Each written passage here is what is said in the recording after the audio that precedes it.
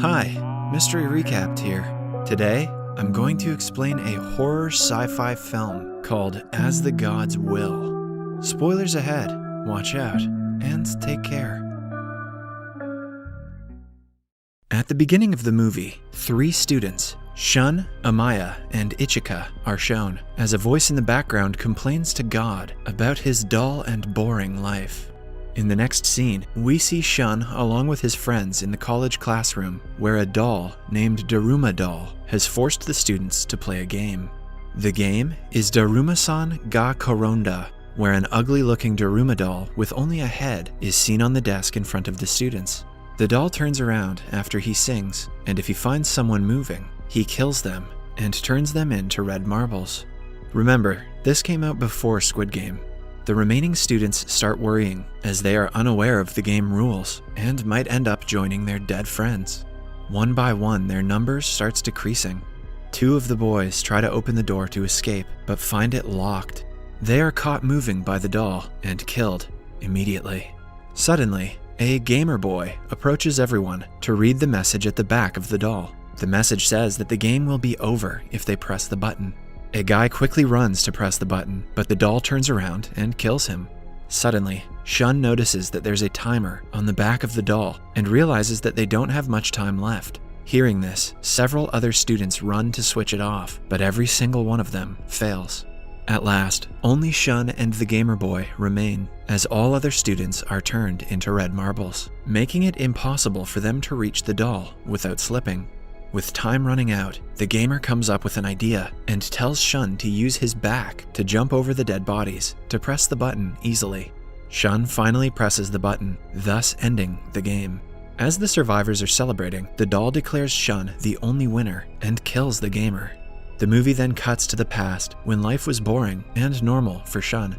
He is sitting on a couch, playing video games, and changing channels after the game ends. At school, he is walking with his gamer friend, who suggests he ask Ichika out, as she passes a smile to him. Ichika is another student in the school who also loves to play video games. Shun answers that he does not have any feelings for her and sees her only as a friend. Both of them head towards the classroom when they meet a boy being beaten up by Amaya, the school bully. Inside the classroom, Shun falls asleep and a loud sound wakes him up. Just then, his teacher's head explodes, and the Daruma doll appears. The events at the start of the movie continue from here. In the present, Shun starts praying to God to return him to his boring life. The Daruma doll calls Shun a mouse and tells him that a cat is coming for him very soon. Meanwhile, Ichika Akimoto approaches Shun's classroom and is horrified after seeing its condition. Shun asks her if she knows what's happening, but she says that she's as confused as he is. They try to call the police, but find no signal. They then try to flee the school, but all the exits and doors are locked. The duo then run from the scene towards the basketball court, where they are surprised to see some students in mice costumes who survived the Daruma doll. They look at the floor and find the words "fit the cat's bell for it to end." The school president then orders them to wear the mice costumes. Just then, the floor of the court opens up, and a gigantic plastic cat appears from beneath. The big cat starts gobbling the students one by one, which sends everyone into a state of panic. Shun notices the ball-like bell with a timer on it. He quickly informs everyone that in order to end the game, the bell must be passed through the basket placed on the cat's neck. One of the students, who is a good basketball player, shoots the bell, but the cat manages to catch it and throws it back at the student, killing him instantly. Shun seems to be a genius and quickly notices that the cat is killing only those who are wearing the mice costume. He then suggests everyone remove the costume, to which everyone complies. For a while, the cat remains idle, but as the students start celebrating, the cat devours another one. The students start screaming and running again, and Ichika falls on the floor amidst the chaos. Shun immediately gets into the mouse costume and starts to distract the cat. He realizes that by wearing the costume, one can hear the voice of the cat. All this time, the poor cat was just requesting them to scratch its back so that it could sleep quietly. That's just like a cat, using violence to ask for pats.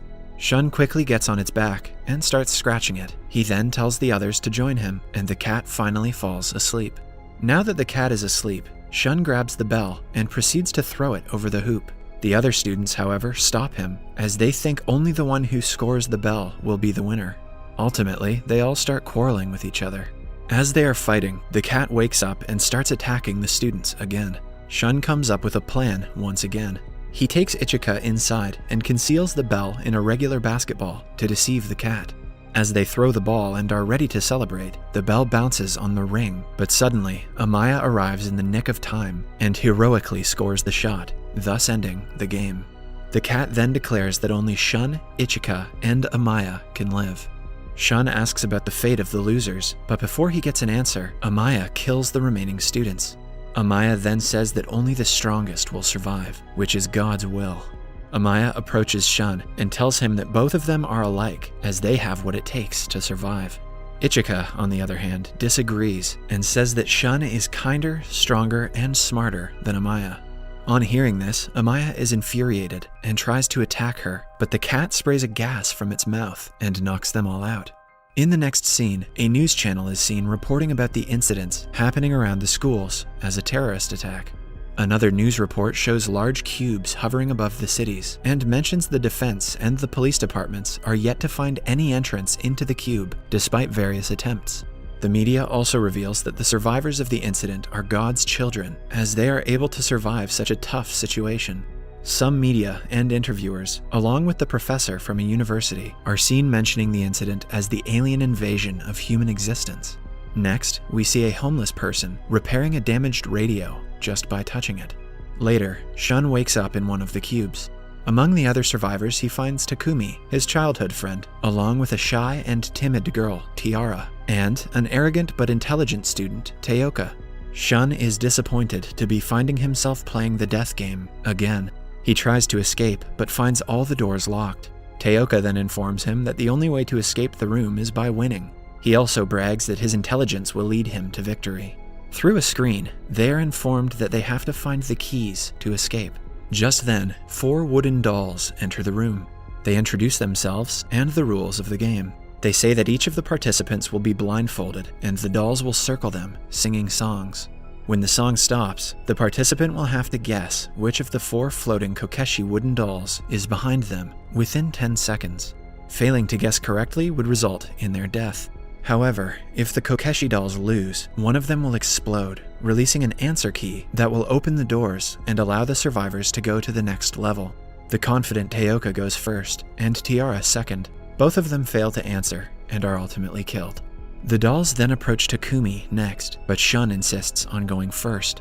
With the help of his intelligence, he wins the game, as he was able to note the difference in their voices with the help of his phone. He then reveals that he had recorded their voices when Tiara was playing. After the game ends, the dolls explode, leaving behind a key which Shun grabs. He then leaves the room, along with Takumi. Outside, they see a guy being chased by an ugly-looking doll. The guy approaches them and asks them to hold his hand to save his life. He mentions that the dolls can't hurt those holding hands. They decide to help him out, and the doll leaves, saying that he is jealous of those whose friendship is strong.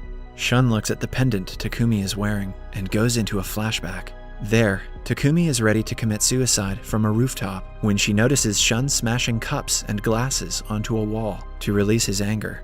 Shun then offers Takumi to do the same, and she starts breaking the crockery, which makes her feel better. At present, she is wearing the same cup handle that Shun had offered her. Suddenly, they hear a girl's voice screaming from the other side. They run towards the scream and find Ichika running away from the same dreadful doll. Shun jumps to hold her hand immediately and saves her. Soon after, a wall erodes and reveals a doll's face with 7 of the key entries. Shun and his group reach the place where 2 contestants are already waiting. They count their keys, but find that 3 of them are still missing.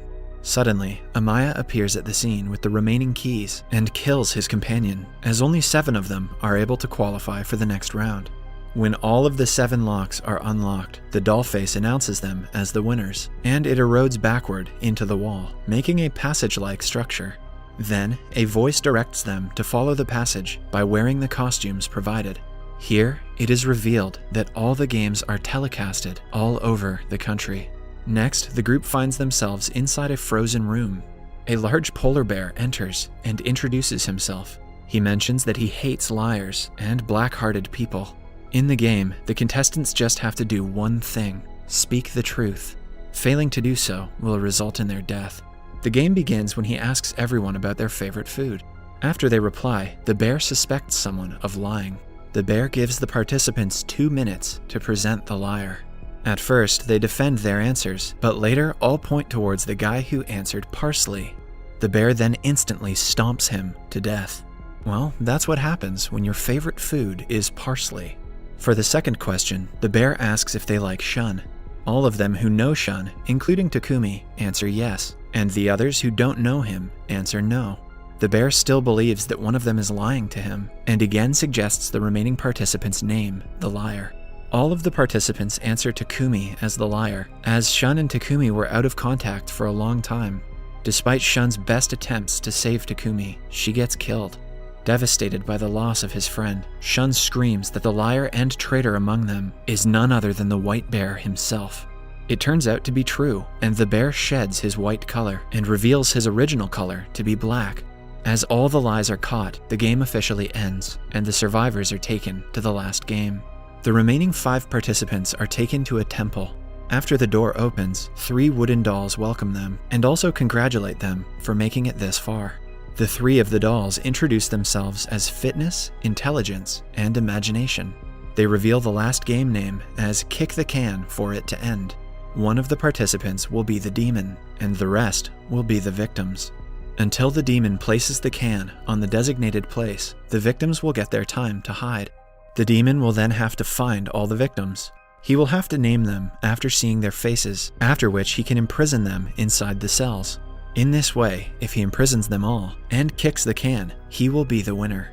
However, if a victim manages to kick the can, the other victims will be considered the winner, and the demon will lose. But the victim who kicks the can will die as the can explodes.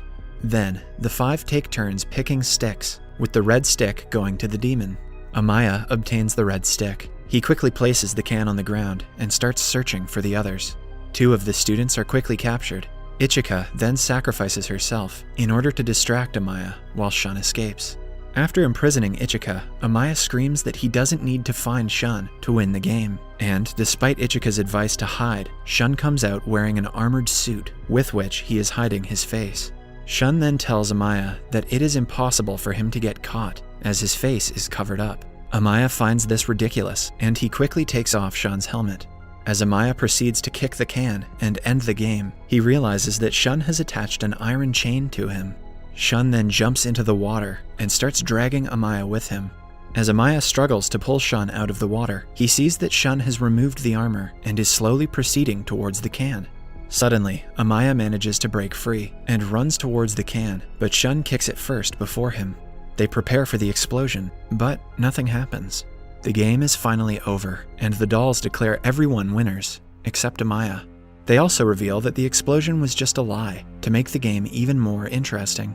An enraged Amaya then grabs one of the dolls and says that he isn't supposed to die, as he was chosen by God. The dolls start laughing and reveal that no one was supposed to die. The winners are then congratulated with fireworks in the sky. The dolls also provide some ice cream to celebrate their success. While eating the ice cream, Shun finally asks Ichika for a movie date and also expresses his feelings for her. Ichika happily agrees, but when their ice creams melt, they see something written on the sticks. The dolls then reveal that despite making it this far, they need luck to live. Amaya and Shun notice the words "You live" on their sticks, while the other 3, including Ichika, find the words "You die." A doll then kills the losers, as Shun watches in horror while Ichika disappears into thin air.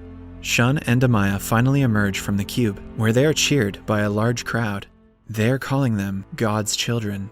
Amaya rejoices, but Shun bends down in despair, declaring there is no God after all of his losses. One of the dolls corrects him, saying that God does exist. The movie ends as the same homeless man from before is revealed to be God. Subscribe for more videos like this, turn on notifications, and leave a like to help the channel out. Thank you for watching.